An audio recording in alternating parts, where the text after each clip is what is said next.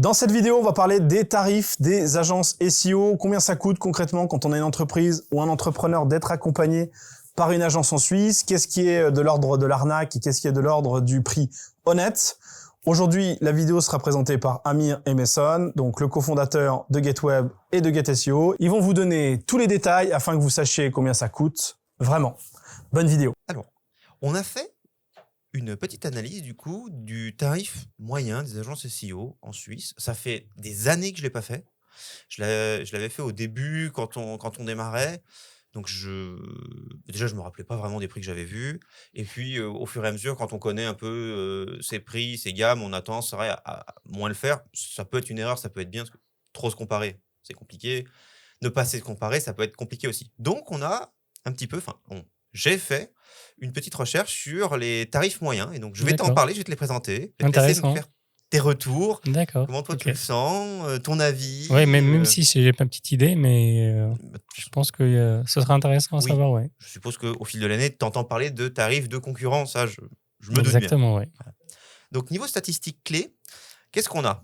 Alors, je prends mes petites notes parce que pour le coup, je les connais pas par cœur. Je vois pas bien l'intérêt. Normal.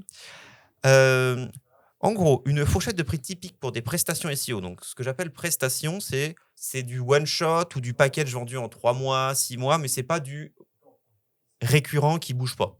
Mhm. Vraiment du récurrent tous les mois. Là. Ok. Ça oscille entre 1000 et 10 000 en D'accord. termes de moyenne. Et ensuite, le budget moyen pour une campagne, donc là, une vraie campagne un peu plus soutenue, on va dire, on va dépasser le 6 mois, un an ou plus, c'est entre 5 et 15 000. D'accord. On parle vraiment de SEO là, hein, pas de SEO. Donc campagne Que de SEO. SEO, Donc bien voilà, sûr. prise en charge SEO au projet complet. Et ensuite, pour de l'entretien courant, les tarifs vont entre 1000 et 5000 en moyenne. Bien sûr, c'est une moyenne, des gens qui mettent beaucoup plus, il y a quand même des gens qui mettent un peu moins. D'accord, ok. À première vue, comme ça, quand tu vois les chiffres, qu'est-ce qui te... Alors ça ne me choque pas en termes de tarifs, tout simplement parce que le marché suisse, c'est un marché qui a ses spécificités. C'est pas comme le marché français, allemand ou anglophone ou autre. On a l'expérience de voir ça, que ce soit au niveau d'agence, au niveau donc, des clients qu'on a pu gérer ou qu'on gère encore pour leur site web. Le marché suisse, c'est la particularité de s'indexer sur un peu les informations qui ressortent du commun du marché suisse en soi. C'est-à-dire, le coût de vie en Suisse, c'est assez cher. Donc, automatiquement, ça se transmet via un peu le coût des consultants ou du prix qu'on trouvera en agence. Il faut payer cher les consultants ou les collaborateurs qui travaillent en agence SEO pour pouvoir gérer les dossiers clients. Ça, c'est de une. De deux, le marché suisse, il est un marché, on peut dire un marché qui est assez petit. Donc, deuxième élément, donc, c'est la spécificité du marché suisse. Si on va parler de Suisse romande, donc c'est un marché francophone assez limité en géographie. Et en termes de prestations SEO, on trouve déjà peu d'agences. Mais derrière, il y a une composante essentielle dans le référencement, c'est les achats de backlink, donc tout ce côté off-site. Il n'y en a pas beaucoup et donc du coup, le prix, il est assez cher. Donc là, ça peut faire x5, x10 le prix d'un lien que tu achètes en France. Et de même qualité, bien sûr. Voilà, de là, je pars toujours de la même qualité, etc. Donc les données domaine.ch, ça ne s'ouvre pas beaucoup sur Internet. Même aller chercher des noms de domaine.ch, ça se trouve de moins en moins. Juste pour faire le lien avec ce point-là. Et autre élément aussi, c'est que au niveau gestion multilangue sur les sites, c'est un peu complexe. Aussi, le côté suisse, on doit gérer généralement des sites avec... souvent au moins 2 langues, au moins. Voilà, minimum. Donc, mais voilà, généralement, c'est l'allemand, c'est l'anglais, c'est le français. Et donc, cette surcouche un peu multilangue, ça prend du temps. Ça prend des ressources, ça prend aussi donc, des cours en outils qu'on utilise. Donc, ce côté tarifaire, donc, il me semble donc, adapté pour le marché suisse que ce qu'on peut faire sur un marché plutôt francophone, anglophone ou autre, là où il y a moins, donc moins de charges ou moins d'obligations que ce qu'on fait en Suisse. Et puis mécaniquement, en fait, si on commence à se dire je veux le même niveau de prestation pour, je sais pas, le français et l'allemand, forcément, c'est quasiment tout qui se multiplie par 2. Bien, voilà. Presque, pas On évidemment. investit x2, x3 le prix Ouais. qu'on fait de base. Et généralement, même à l'introduction avec nos clients, on cherche à voir la langue cible, la première langue qu'il veut cibler. Généralement, c'est la première langue qui est proposée sur le site, donc en langue principale.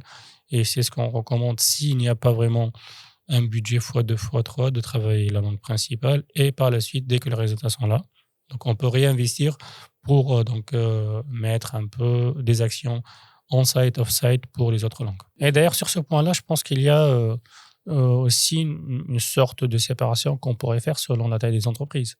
Je pense que pour ça, un site web qui est petit, moyen ou grand, ça peut être aussi intéressant de voir un peu le niveau tarifaire pour ces... C'est ça. C'était les statistiques que j'allais te donner, c'est qu'ensuite, j'ai les petites Parfait. stats sur les différentes tailles d'entreprises. Et même pas que les tailles. C'est un petit mélange d'informations que j'ai pu trouver. Parce que c'est pas facile D'accord. de trouver des informations spéciales suisses, Mhm. souvent. Alors, Ouais. bizarrement, sur les tarifs, c'est un peu plus simple. Mais alors, quand c'est le niveau d'analyse ou d'autres choses comme ça, généralement, les statistiques qu'on trouve, c'est vraiment soit c'est les statistiques françaises ou allemandes, soit carrément c'est juste global, tout court. D'accord. Ok. Personne n'a fait d'études détaillées. D'accord. Il y a moins d'analyse en tout cas sur le marché suisse que sur d'autres marchés, ça c'est sûr. C'est le même problème que les backlinks. C'est Ouais, que moins exactement. nombreux, moins de Effectivement. monde, donc moins d'analyses détaillées. Voilà. Voilà. Ou les gens qui font des analyses, ils les gardent peut-être pour eux aussi. Hein, C'est possible aussi, oui. voilà, Ça ne se répand pas en public, ça c'est sûr. Ouais. Donc, en termes de coûts par type de prestation, parce qu'on a différentes prestations quand même en SEO, quand c'est l'audit, donc juste vraiment l'audit en tant que lui-même, les prix moyens oscillent entre 1000 et 3000.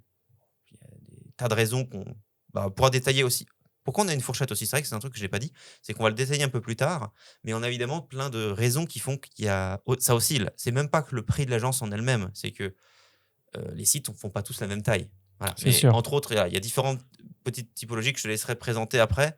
Mais c'est pour ça que les prix sont toujours des fourchettes, parce que, évidemment, un site de 5 pages ne coûtera jamais le même prix qu'un site de 50 000 pages. Ça c'est sûr. Donc, l'audit, entre 1000 et 3000, ça me semble vraiment pour le coup. Non, c'est assez correct. Ouais, franchement, c'est correct. Hein. L'optimisation de contenu à partir de 1000 francs, D'accord.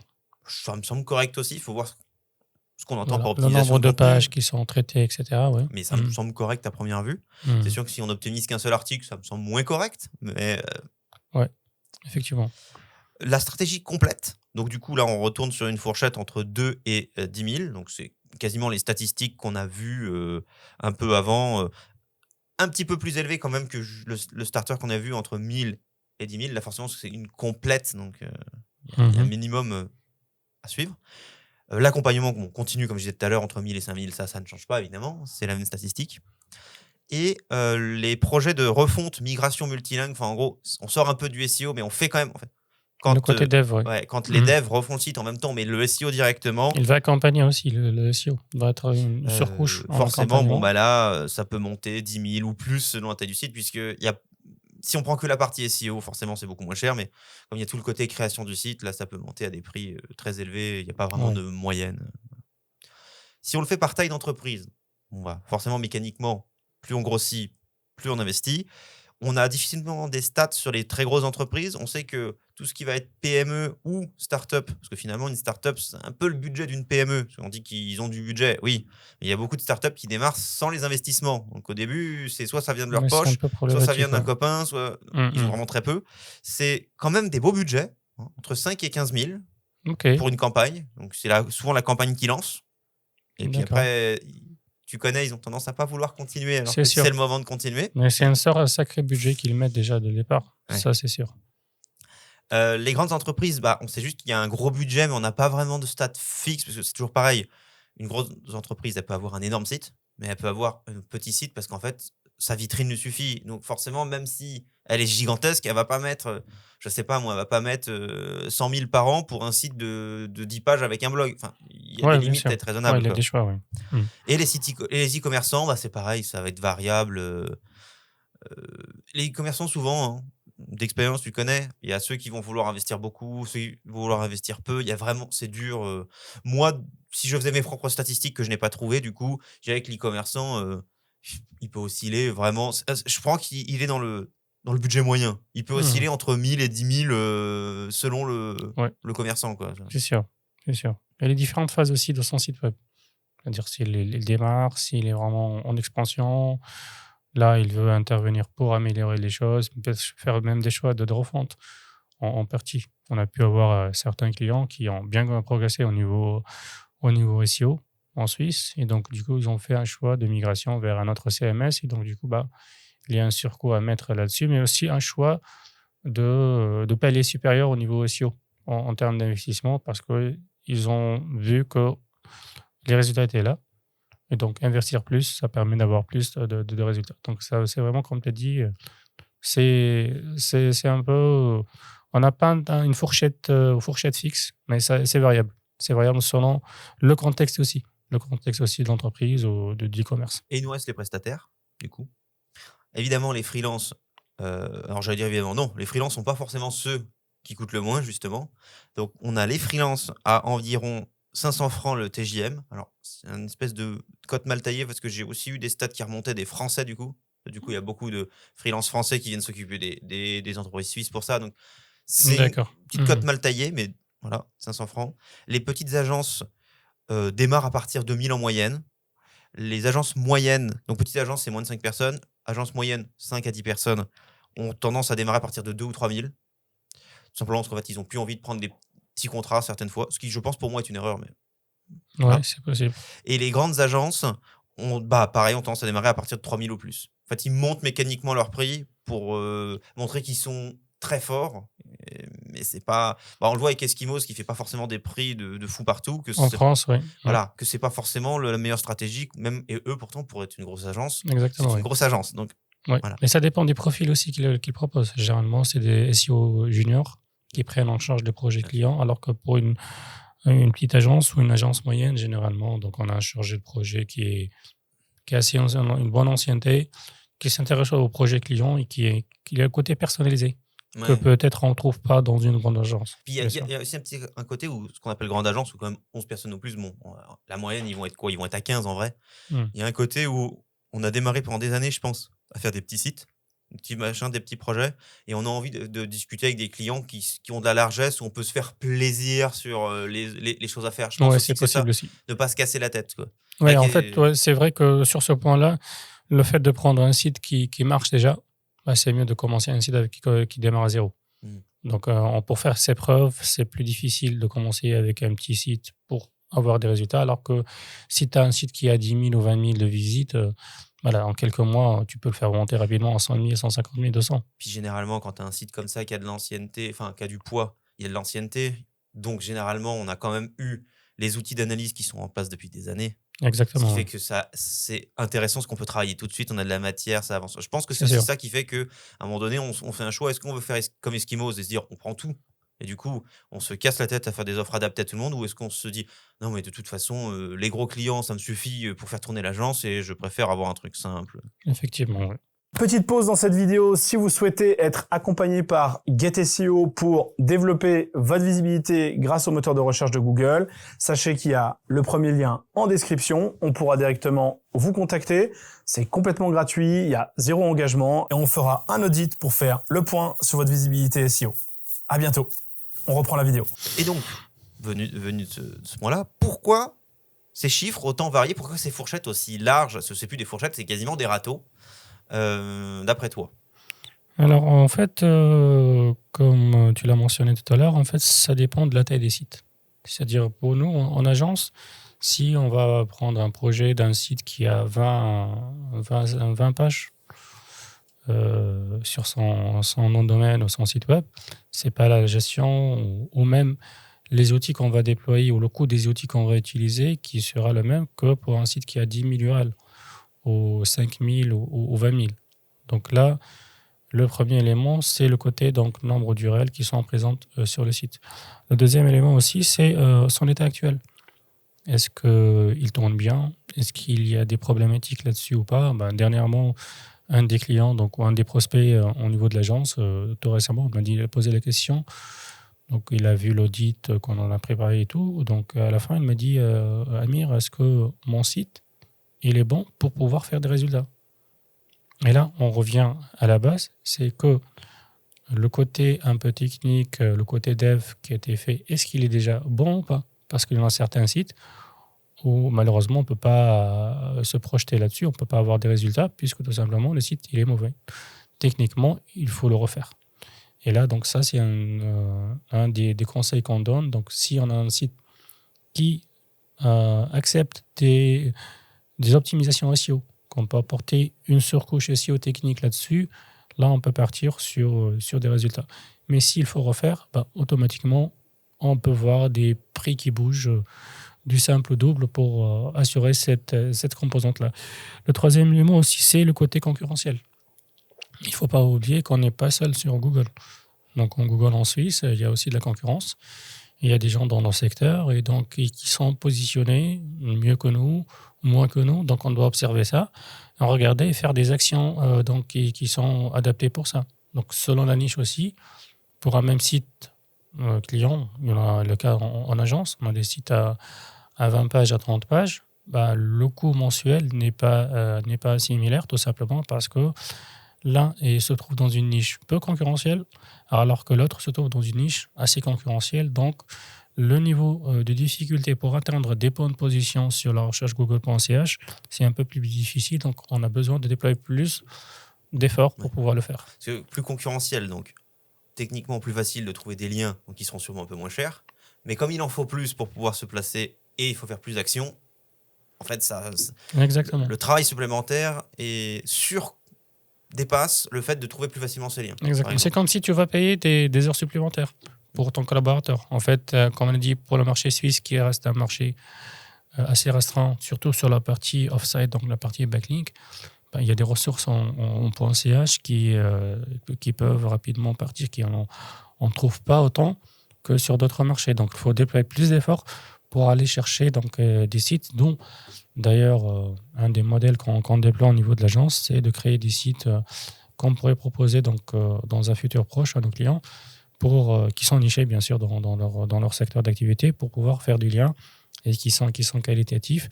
C'est un des investissements aussi qui coûte au niveau agence, au niveau donc, des priorités. Et aussi l'élément dans la linguistique, c'est très important aussi. Donc, on a dit, si tu prends, c'est chose simple, tu prends un rédacteur francophone, il ne va pas coûter au 100 mots le même prix qu'un rédacteur anglophone. Tu vois, et qui connaît un peu les spécificités du marché, parce que aussi prendre quelqu'un qui rédige et qui est géolocalisé en Suisse. Il ne faut pas prendre quelqu'un qui vit ailleurs, parce qu'il ne connaît pas les spécificités locales. Oui. Ou le côté aussi, j'ai besoin de créer ma fiche Google My Business pour présenter ma présence locale. Ça, c'est un élément qu'on doit rajouter pour avoir des résultats rapides pour le client, alors que pour notre client, on a une couverture plutôt nationale donc, que locale. Et donc là, ça rentre un peu dans la fourchette de prix. Donc du coup, on arrive à des prix comme tu as présenté tout à l'heure, qui peuvent aller de 1000, 3000, 4000. Voilà, ça peut faire x5, x6. Ça dépend vraiment de la niche et du secteur qui est touché. Et après, évidemment, la base de ce à combien les clients ont envie d'investir aussi. Effectivement. Parce que le SEO est un peu à part. Passer un minimum syndical, en fait, on peut plus ou moins faire de choses. C'est juste que ça ira plus ou moins vite. Exactement. Et que bien sûr, si on est sur de la requête très concurrentielle, si on ne met pas quand même un certain volume de base, ça sert à rien. C'est pas que c'est long, c'est que ça va être terriblement long pour réussir à monter. Donc là, c'est quasiment pas l'intérêt. Mais sinon, pour tout le reste, on n'est pas obligé de mettre un budget de fou, quoi. Et on clarifie surtout ça si on revient de l'agence pour nos clients, c'est que il faut bien donner toutes les informations au départ. Voilà, pour dire qu'au client, on n'est pas dans une campagne ads pour avoir des résultats immédiats. Le SEO, ça se construit sur la durée. Donc, il faut patienter pour avoir les résultats. Mais on construit avec vous un capital sur le web qui sera demain donc une propriété à vous, un élément qui apportera beaucoup de valeur pour vous sur la durée. Et donc ça, le client, s'il arrive à le comprendre, donc ça peut faire des bons résultats sur la durée. Voilà, c'est pas une prestation one shot. Alors au moins, on peut dire pour la prestation one shot si tu prends un audit, ou par un moment si tu as besoin de faire monter le site sur une requête ou deux sur lequel tu veux te positionner pour un certain temps, pour des besoins spécifiques. Là, c'est des choses qu'on peut faire en one shot, mais pour le commun des clients, voilà, 95% des clients, c'est des gens qui veulent construire des résultats sur la durée. Et c'est vrai qu'on a souvent eu des. On a même, enfin souvent, je dis souvent. On a même parfois des clients qui sont venus nous voir pour nous dire je veux juste un audit. C'est pas vous que je veux choisir spécialement à la base, mais je veux quelqu'un de plus neutre qui va vérifier ce que les autres m'ont donné. Ça arrive aussi, Voilà. exactement. Il faut avoir un œil externe pour déjà jauger ce qu'il y a comme surtout action à faire sur le site, surtout si le projet il est un peu délicat à gérer ou le projet il est un peu gros. Bah, généralement, c'est comme si tu vas prendre, tu es obligé de prendre un architecte pour construire ta maison. Bah, le mieux de passer par lui plutôt que de prendre un plan sur Internet et déployer. Voilà, il faut investir un peu sur la partie audit pour avoir la confirmation que ce que tu vas faire, là, bien sûr, il y a toujours des risques, mais c'est un risque calculé. C'est-à-dire, voilà, il y a un investissement, que ce soit pour une refonte ou pour des améliorations à apporter sur un site web, pour une migration d'URL de ton blog ou autre. La partie audit, c'est un élément crucial dans ce sens-là. Et du coup, toi, si tu devais aller choisir une agence qui ne serait pas la nôtre, hein, mais si tu ne savais pas qui choisir, est-ce que tu as des conseils? Qu'est-ce qu'il y aurait des pièges à éviter? Parce que bon, évidemment, je te montre un exemple. Tu tombes sur des agences, elles sont dans les prix moyens. Donc tu te dis, bon, moi en tout cas, en termes de budget, je me fais pas arnaquer, c'est dans les prix. Mais derrière, c'est pas parce que je mets des prix normaux que je travaille vraiment. Bien sûr. Qu'est-ce que tu verrais, toi, comme piège à éviter, de choses à vérifier, à demander? Je sais pas, si tu as des idées. Alors, généralement, en fait, la recommandation dans ce sens-là, c'est d'éviter tout ce qui est donc paiement à la performance. Donc, beaucoup de gens demandent, ils posent la question par rapport à ça. Est-ce que je peux vous payer à la performance? En fait, au niveau agence, pour qu'on soit très clair, on a des coûts, on a des dépenses à déployer et pour faire des actions sur le site, etc. Donc, il faut couvrir au moins un minimum de coûts dans ce sens-là. Donc, le paiement à la performance, c'est pas le plus recommandé en tout cas. En fait, c'est un bonus, c'est-à-dire qu'il y a une base et Exactement. la performance. Voilà, le fixe plus par la suite, dès que les choses s'améliorent, on peut ajouter cette composante-là. Mais au moins, il faut avoir des bases. Autre élément aussi, promettre des résultats rapides sur des positions de recherche dans 2-3 mois. Tu seras le premier sur le marché, le meilleur, etc. Ça se fait que on peut avoir des bons résultats sur des requêtes, mais il faut voir les requêtes en soi. C'est-à-dire si on a des gros acteurs du marché qui sont positionnés sur une requête qui est dans ton marché à toi, au bout de 2-3 mois, on ne peut pas être premier ou deuxième. C'est pas possible. On peut monter sur une requête, on peut appeler ça une requête de longue traite, donc un peu une variante de la requête principale qui se rapproche, qui est un peu dans le même champ sémantique qu'on pourrait atteindre au bout de quelques mois.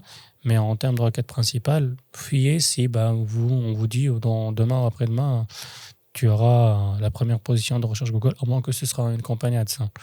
Donc voilà, c'est pas du ressort du SEO. Pour donner un exemple, si vous arrivez et qu'on vous dit que vous allez être premier sur voiture, c'est ça. Il y a peu de chance. Par contre, si on vous dit que vous allez potentiellement pouvoir être premier en 2-3 mois sur, je sais pas, voiture à... Voiture pas chère, ou voiture Lausanne, ou location voiture à Genève ou autre. C'est déjà plus envisageable. Bon, voilà. Après, même location voiture à Genève, à mon avis, en 2-3 mois, c'est peut-être pas la plus simple, déjà. C'est pas location de voiture Genève, location de voiture à Genève. Donc là, c'est une variante du terme location de voiture Genève qui est moins concurrentielle. Donc c'est pour ça que, ou par exemple, pour gynécologie ou autre, gynécologue à Saint-Léger, c'est plus simple d'être positionné là-dessus que gynécologue à Genève ou un gynécologue à Lausanne. Oui. Ouais. Donc ça, c'est le côté keyword difficulté, donc les niveaux de difficulté des mots-clés, le volume de recherche associé. Mais avec ça aussi, tu me rappelles aussi un autre point très important. Au niveau de la prestation, il faut éviter qu'on te vend la quantité. C'est-à-dire quelqu'un peut venir pour te dire, voilà, je te fais 100 backlinks pour le mois et tu seras premier au bout de quelques mois. Ça se fait pas. Ça, c'est des promesses qu'il faut pas considérer parce que il y a de la qualité derrière. Si on achète un backlink ou un lien externe sur ton site web, il faut le vérifier à la main, vérifier ses métriques, etc. Et comme on a dit en Suisse, il y a peu de ressources dans ce cadre-là. Ça peut être des sites qui ont été montés, qui ont été achetés en .ch, qui sont utilisés ailleurs que la Suisse et qui ne respectent pas les bonnes pratiques, les bonnes règles SEO. Et donc, du coup, tu peux monter en résultat. Tu ne peux pas atteindre les premières positions, mais demain, la pénalité de Google, ça va arriver, Google Pingouin, et il te surveille. Et tu peux facilement perdre des positions que tu as investies, donc des centaines ou des milliers de francs, pour pouvoir être placé là-dessus. Ouais. Google Penguin ou Penguin, qui est une des core, ce qu'on appelle les core updates, une des updates majeures de Google il y a plusieurs années, qui a mis en place ce genre de vérification. Ouais. Oui, parce que du coup, ce que tu veux dire aussi, c'est que de base, si on te promet d'un seul coup un gros volume et des trucs comme ça, mais en étant très flou, c'est qu'il y a des chances que ça soit ce qu'on appelle du black hat, c'est que donc pas du SEO opposé au white hat, donc pas du SEO propre qui est validé par Google, mais qui est de la manipulation, alors qui peut bien, avec de la chance, ça peut bien se passer pendant des années. Effectivement. Mais le jour où Google va décider d'intervenir sur cette partie ou autre, d'un seul coup, le site cassé. Et c'est pour ça que, voilà, en termes de comparaison, parfois des clients nous donnent des exemples d'autres concurrents qui disent, voilà, il se place bien ce site-là, il a pu pousser il y a quelques mois. Là, en allant un peu, entre guillemets, dans le back-office, ou le derrière, un peu ce qui se fait, on leur dit, voilà, vous allez surveiller l'arrivée d'un update ou d'une mise à jour de Google dans quelques mois, on va voir un peu ses performances. Et là, on découvre que il a utilisé des techniques qu'on ne déploie pas au niveau agence pour se placer sur des requêtes. Et après, une fois que ça perd les positions, on peut dire au revoir au nom de domaine. Et c'est pas le besoin qu'on fait. Ok. Bon, c'est déjà pas mal, je pense, comme piège à éviter. Oui, effectivement. Ouais. Bon, je pense que... Et d'ailleurs, sur ce point-là, il y en a certains qui nous ont posé même la question au niveau de l'agence. Ouais. Je suis présent sur Google, c'est gratuit, pourquoi je paye pour une prestation SEO? Donc là, c'est une question qu'on a pu rencontrer un certain nombre de fois. En effet, c'est vrai. Et donc pourquoi alors? Pourquoi payer alors que c'est gratuit? Franchement, c'est honteux. Alors, c'est gratuit, oui, mais c'est gratuit pour être placé sur Google. Pas pour être bien placé. Voilà, en position 50 ou 60. Donc, tu n'es pas visible. Et la visibilité passe généralement par les premières positions de recherche Google. 75% du trafic passe par les 3 premières positions de recherche.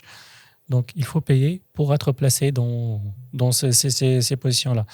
Et payer, c'est d'atteindre des positions, ou les meilleures des positions possibles.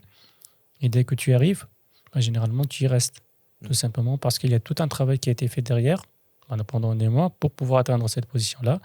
Il y a le côté confiance qui s'établit avec Google, le cas en Suisse, google.ch. Et dès que tu es là, généralement, il te reste juste à faire de la maintenance SEO, entre guillemets, pour garder les positions. Alors que si tu as un site web qui est proposé à Google seulement, sans travail derrière, côté visibilité, c'est un point d'interrogation derrière.